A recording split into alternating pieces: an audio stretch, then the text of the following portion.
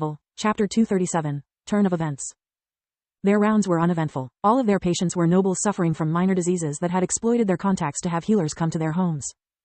Okay guys, we are almost done, Uriel said once they had checked all but one of the names on their list. I have saved this patient for last because he is a friend of my family and it could take a while. Is there any problem if we get back a little later than usual, Professor? Ironhelm shook his head. He had no reason to refuse. The longer he babysat them, the lesser paperwork he would find at his return. Having someone else doing it for him was the main reason he had volunteered for the task. I'm sure you can handle it without me. I have much to do. Have fun with your friend. Lith snorted, opening a warp steps right outside the local branch of the Mage Association. He was about to step through when Uriel stopped him. I'm really sorry, Lith. I have a favor to ask you. Uriel didn't like being forced to ask for his help, especially since Lith had been giving him the cold shoulder for no apparent reason for days. What is it? Lith glared at Uriel like the first day they met.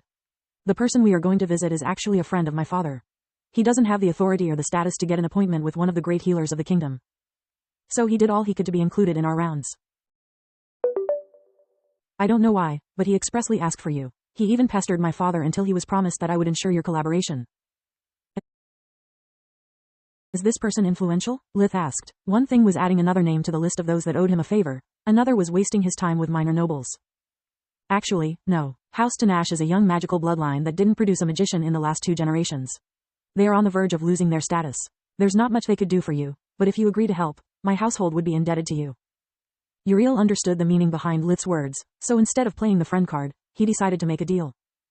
Lith nodded. House Dearest was on the rise and he was already on good terms with them. Together with the Urnas, Archmage Dearest was someone that could help him greatly, if ever the necessity arose. Despite being located on the outskirts of the high-end district, House Tanash turned out to be a magnificent mansion. It was a 3-story building, each floor about 200 square meters. Yet despite the pristine white walls and the enchanted fence surrounding it, Lith could clearly see that it belonged to a declining household. It was much smaller than the Marchioness house, something more fitting to a rich merchant rather than a magical bloodline. The mansion had no garden at all, there was no insignia along the walls or on the front door. It seemed like they were trying to hide their identity. After Uriel knocked, the door was opened almost instantly. The butler wore quite an expensive dress. His white shirt was made of silk while the deep blue blazer and the pants were cashmere. He was a man around 1.65, 5 feet 5 inches, meters high with blue eyes, blonde hair, a beard and mustaches of the same color. The butler was deadly pale and sweating bullets. Several stains could be seen on the collar of his shirt. Lord Dearest, thank the gods you are here. I was starting to lose all hope. Lith smirked at the bad manners of the man, who was dragging Uriel inside instead of making way to his master. You must be Master Lith, the butler said while suddenly grabbing his hand and holding it like it was a treasure. The man's hands were slippery like an eel because of the sweat. Lith wanted to get rid of him but didn't know how to do it without being rude. You are exactly as they described you. Tall, calm and with a gaze that would make even a baby stop crying. I hope that everything else about you it's true too. My son is in desperate need of your help. Your son? Lith blurted out. They must really be in hot waters if they don't have a butler. Either that or the situation is so desperate that Lord Tanash came to open the door by himself. Yet it doesn't make sense. If his son is so ill, how come they didn't accept him at the White Griffin Hospital? Lith thought. Lord Tanash, this is Lith of Lucia. Uriel was truly embarrassed by the lord of the household's behavior, but he kept his cool and performed the proper introductions in their host's stead before Lith changed his mind about helping. Uriel knew that those days it was really easy for Lith to lose his temper. Lith, allow me to introduce you Duke Vinald Tanash. Lith shook his hand, using darkness magic to cleanse it as soon as he managed to get free from the slimy vice. Duke Tanash is not himself today because... Yes, please, excuse my manners, Master Lith. The Duke cut Uriel short, giving Lith a bow so deep his head almost touched the ground. Definitely desperate, Lith concluded. It was only thanks to the efforts of Uriel and of the family butler that they managed to calm Vinald enough to let their guests accommodate in the tea room. Lith noticed that after serving the tea for everyone, the butler spiked the dukes with liquor. After several cups of liquor diluted with a bit of tea, Vinald managed to calm down enough to explain himself properly. I'm really sorry for earlier, but I just received a piece of news that will be the final nail in the coffin of my household if even Master Lith proves to be powerless against the ruin looming over our heads. Duke Tanash turned pale again, his words on the verge of turning back into a rambling. The butler had lost all hope to preserve the dignity of his master, so he poured liquor instead of tea into the cup. Let me explain. House Tanash was founded by my great-great-grandfather, Gillam Tanash. Born as the son of a humble blacksmith, he managed to become an archmage and served the kingdom with honor. Before his death, he received the title of Duke for his achievements. Alas, after him no one in our family showed the slightest talent for magic. All we have comes from Archmage Tanash's work, but in a single generation, there is only so much one can do. Over time, our contribution to the kingdom has become less and less. We didn't have a mage nor the necessary funds to gain merits enough to increase our status. That was until my son, Zintar, was accepted in the Lightning Griffin Academy. He is no genius, but he is very talented and hardworking. During the first 3 years of the academy, he always was in the top percentile. This year, after the second trimester, his grades started to drop. At first, I thought it was all my fault. With the civil war on the brink of exploding, I tasked him to protect the interests of the family. It forced Zintar to neglect his studies quite a bit.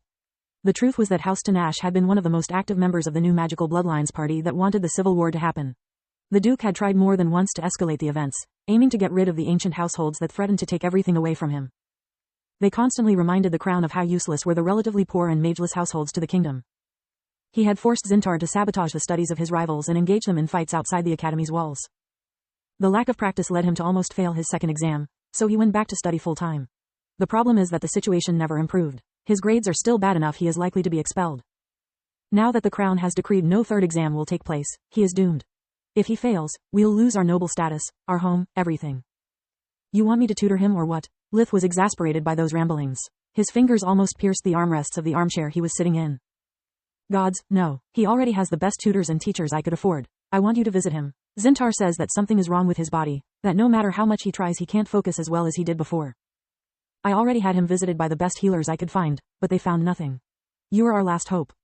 A mysterious illness that makes you fail in your studies is the oldest excuse in the book. Uriel whispered to Lith's ear. Even I used it a lot in the past. Usually the prescribed cure is a good pep talk and a cut on the daily allowance. It sure worked on me. Lith nodded. This man is just sad. He refuses to admit his mistakes and tries to find someone to blame. If his son lost a whole trimester, no matter how talented he is, he cannot catch up. He thought. Duke Tanash lead them on the first floor, where his son's study was located. The walls were covered by bookshelves filled with tomes covering all the conceivable magical topics. Several volumes were missing. Some had been left open on the floor, occupying most of the space. Others were piled on a desk behind which a youth was sitting while taking and reviewing notes.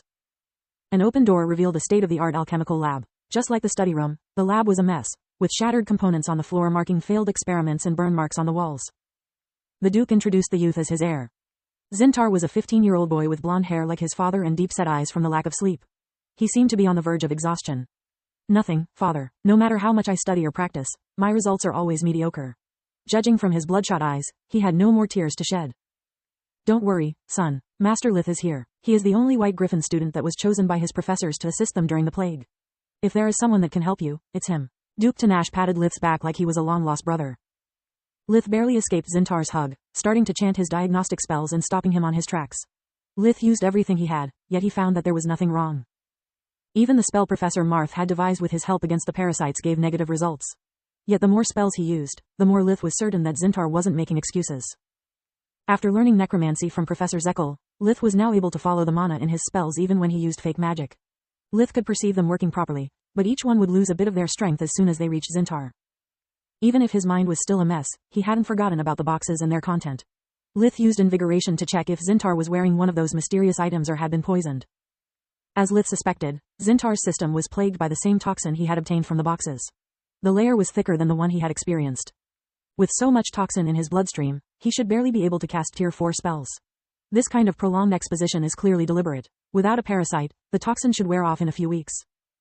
Also, despite being poisoned for almost 6 months, his core doesn't show any sign of discoloration. He has been administered small doses over time. Whoever did this, didn't want to kill him, just to make him fail his exams. He thought. Lith was about to give him the good news, but then he froze up. If I cure him, the existence of the toxin will become of public knowledge. The responsible will have plenty of time to get rid of the evidence and go into hiding.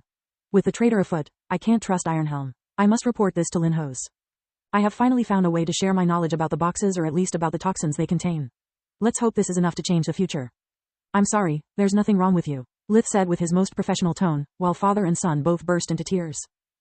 Uriel, Kyla, and Freya examined Zintar too but to no avail. Lith was annoyed by such a waste of time, but he had to keep the facade and pretend to care about the patient. After they left the house, they used the warp steps to return to the local branch of the Mage Association and from there to the academy. Have lunch without me, I have things to do. Lith walked away before they could even register his words. He's always in a bad mood recently. Freya pondered. I'm really starting to worry about him. Maybe something bad happened in the mining town. Me too, Uriel nodded. The question is, what could possibly be so bad to turn him back to how he was 9 months ago? And why does he refuse to speak about it even with Floria? She's going to freak out one of these days. I have no clue. Kyla shook her head. By the way, didn't you feel something was odd with our last patient? I can't put my finger on it, but all my spells gave me a weird feeling. Kyla was the only one besides Lith talented enough for necromancy to have developed even more Hermana perception thanks to its practice, but unlike him she had no idea what they were